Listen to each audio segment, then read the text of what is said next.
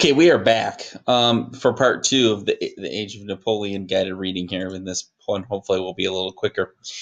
Basically, just to quickly cover, so basically Napoleon's defeated after he was exiled to Elba Island, and a coalition of European powers defeated him, led by the idea that the continental system just did not work.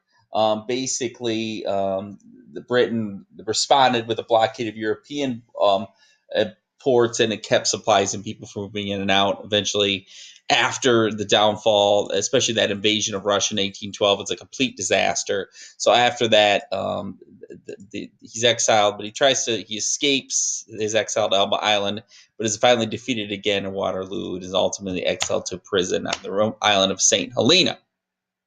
And ultimately, that is the downfall. But as we know, he leaves quite a legacy with him. One of them is the fact that many Europeans had welcomed the idea but he does leave a legacy, but ultimately he's defeated because they eventually turned against him because they saw them as foreign oppressors who wanted to spread the French culture, kind of like Louis. So they ultimately seeing him as a de facto king, like Robespierre. Again, people getting too power hungry, and this would ultimately cause his demise. So again, either on this one or on the other one, you can look to. I'll put it up here. You can look to pause the video if you need to, whatever you need to get down, and then I'll move it over here, and then you can pause the video as needed.